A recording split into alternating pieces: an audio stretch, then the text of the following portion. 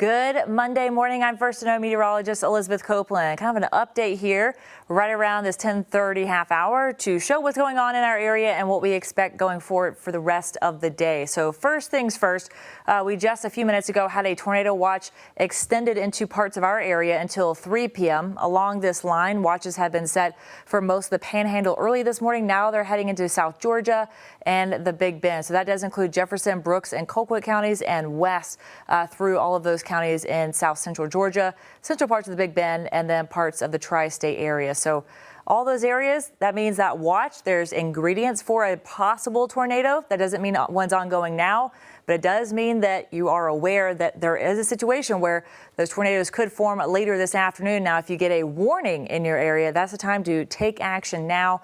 But this watch, it means that we're preparing for the possibility of tornadic activity later this afternoon. So the plan needs to be in place over the next few hours as this system arrives. So looking at the live radar right now, here is where that line of storms is. You see it kind of draped across here, Albany down to Mariana, all the way down to Panama City, just kind of moving east of Panama City now. Along this line, we've had heavy rain.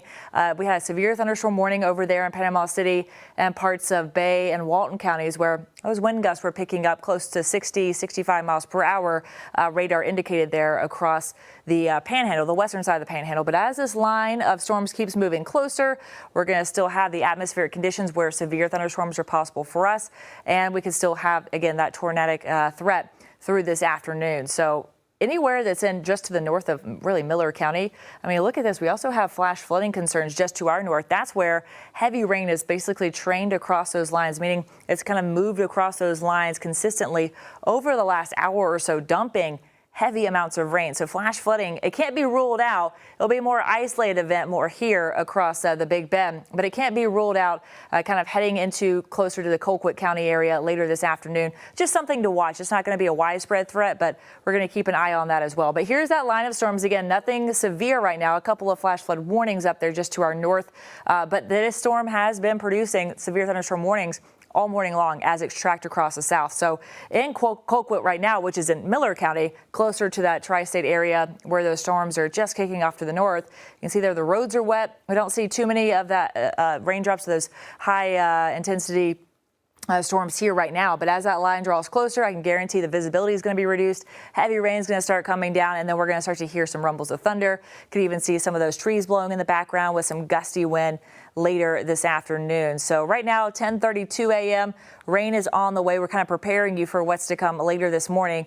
Right around 11:30, that's when the first line of storms, especially on the initial northern side, northeast side of this line, will start moving in across places like Seminole County, Decatur County, parts of Gadsden County, and they kind of drape back here, then just entering Franklin County, that northwest corner of Franklin County. It kind of trails that line, or that tail is going to trail the main head of this line. So those coastal counties like Wakulla, Franklin County, even though these storms are going to be moving across parts of Georgia and Florida pretty quickly across that state line, you're going to find that those storms kind of linger in your areas a little bit longer. We'll be watching for the possibility of some spin-up activity, especially as those storms come off the coast or onto the coastline from the open ocean. We could see some of that rotation there. So just keeping a close eye on that. That's our concern through that 12 o'clock hour. And then those storms start to enter parts of the tri-state area. I notice that storm system kind of breaks apart here. We'll be watching for some spotty showers and storms that could contain some gusty wind and some tornadoes possible throughout that hour. That's that 3 o'clock hour when that expiration of the tornado watch is going to expire. Again, keeping an eye on if any more watches are issued later in the day. But around 4 o'clock, that's when that Taylor County, Lowndes County, Valdosta area, Clinch County, Eccles County, and parts of Seminole County will finally see that last little bit of push. Heavy rain possible here. A few areas of some gusty wind probable as well. Right around 4 or 5 o'clock, those storms push out by about 6. And when those storms push out, you might find a drop or two behind it, a few showers.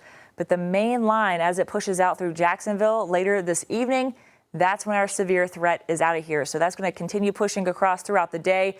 But along that broken line, that's where we can find some spotty areas of some stronger storms later on this afternoon, especially as it enters parts of south central Georgia. So that line is still on the way. We'll continue tracking it through the rest of the day for you, and obviously be on air and online giving you the updates like we are now on the latest. It's kind of just more to prepare you right now for what's to come. But again, the biggest threats for today, mostly that gusty wind. That's going to be more of a widespread threat, meaning along that line, especially in isolated areas. That's where we could find more of that wind gust activity. Now, tornadic activity will be more isolated, but there is still a chance, obviously, with a tornado watch that the ingredients are there. A tornado could form out of some of those stronger storms later this afternoon.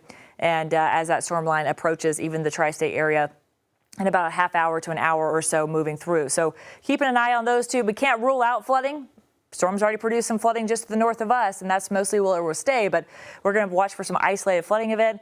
And then there has been some hail associated with this, small hail associated with these storms off to our west. So that's not completely out of the books either, just on the lower end of that hazard scale, though. So isolated events more so with that flooding and hail. So timing, 10, 11 a.m. The storm system is going to enter the tri-state area, kind of again lingering across that Franklin County line into Wakulla County a little bit after that. 12 to 6, noon to about dinner time. That storm system will be moving across. Now, hopefully for the majority of us, that storm system will be out of here by the time you head home from work. But right around lunchtime, not going to be the best time to head out and about and try to get those errands done or fast food or whatever you need for your lunchtime hour, because that's when the storms are going to be moving through. That's when the biggest threat for that strong wind and tornadoes is possible. And that's going to be our hazards today, that damaging wind, few tornadoes, heavy rain at times, reducing visibility, and in some very isolated cases, flooding possible. Prime locations are going to be the tri-state area, south central, Big Bend, and then again, moving east throughout the day. So that's going to be it for our update right now. But obviously, keep it here on WTXL. We'll be obviously on air cutting to your programming. If there's any kind of tornado warning, that means take action now. We're just under a watch now. So it means just have a plan. Know what you're going to do just in case a warning is issued for our area. We'll be online all day updating you on all the latest warnings and watches.